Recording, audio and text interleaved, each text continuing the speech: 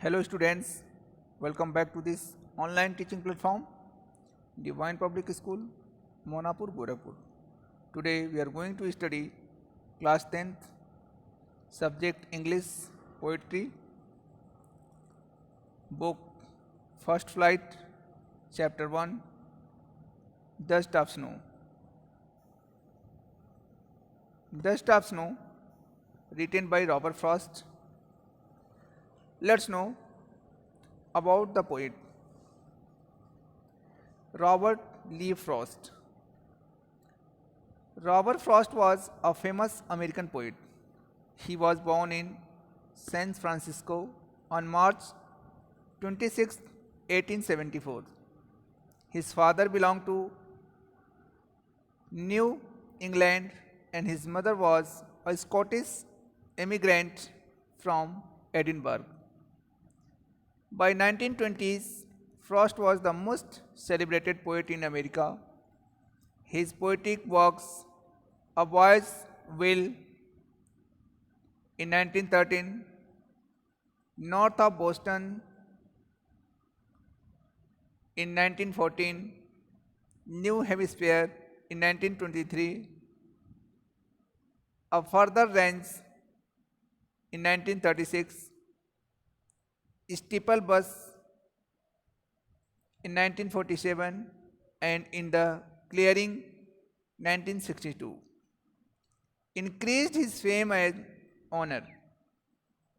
The poem Dust of Snow was published in New Hemisphere in 1923.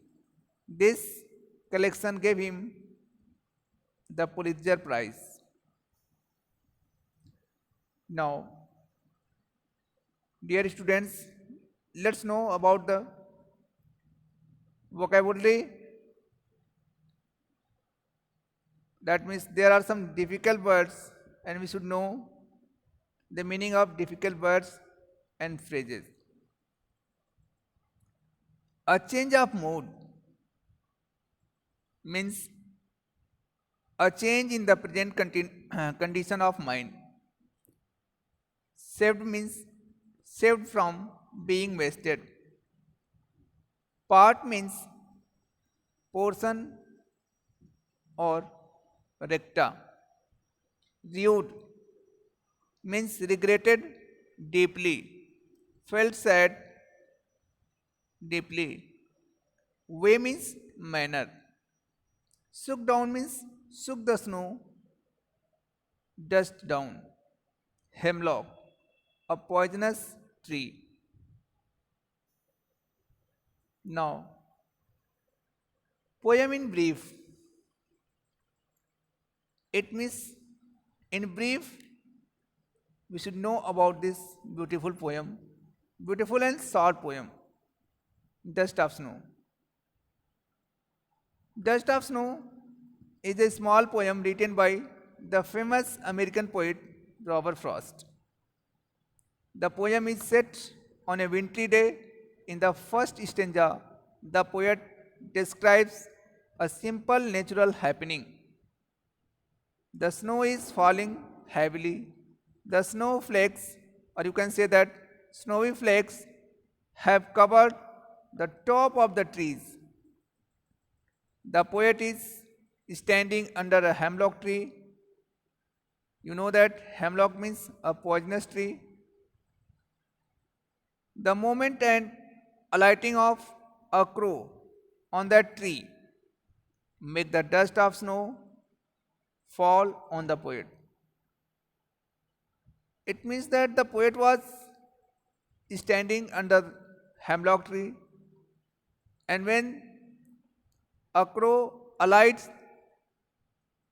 and alighting of that crow make the dust of snow fall on the poet. The crow, a symbol of ill omen, and the hemlock tree associated with a person is not auspicious things. However, in the second stanza, the falling of snowflakes and the scene leave a tremendous effect on the mental state and mood of the poet. So, So far, the day has been quite gloomy and wastage for him. But this ordinary natural happening suddenly brings the desired change in his mood. The desired change in his mood. It gladdens his heart. He realizes that the falling of snowflakes on him has saved the day. Now he has no regret as the whole of the day has not gone waste. The moments of the snowfall and their effect have saved the day. They have brought a change in his mood and gladdened and uplifted his spirits. Now, my dear students, let's know about the style of the poem. The little lyric is extremely compact. Not a single syllable is wasted. The aim is aphorism. Brevity. For Frost, truth remains ambiguous.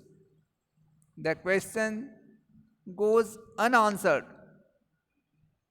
The subject is highly sublime. The treatment or language is very simple, and the rhyme scheme of the poem is A, B, A, B, C, B, C, B.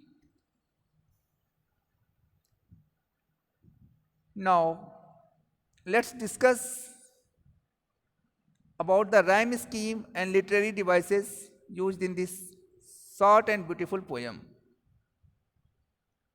The rhyme scheme is AB, AB, CD, CD. And the literary devices used in this poem are alliteration, the occurrence of same letter or sound at the beginning of adjacent or closely connected words. The instances of alliteration are as follow: has given my heart and saved some part. Now coming to the second literary device, inversion. When the structure of a sentence is changed by the poet to create rhyme, this poetic license is called inversion. In first stanza, inversion can be seen. Now, coming to the third, assonance. The prominence of a vowel sound throughout a line is called assonance. In stanza first line, to "sook down on me," O sound is prominent. Now coming to the next and the last poetic devices used in this beautiful poem, enjambment.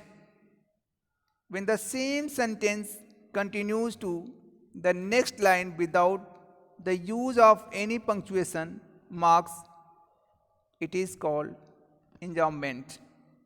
It has been used throughout the poem. Now, my dear students, we will know the summary of this beautiful poem in points. Now, the first point is, it is a winter's day. Second point, the tree tops were covered with masses of snowflakes. And the next point, the poet was walking under one such snow covered tree.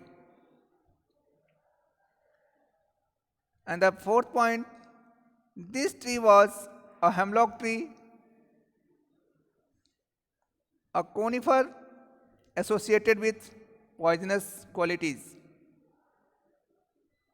Now coming to the fifth point, a crow alighted on the hemlock tree suddenly.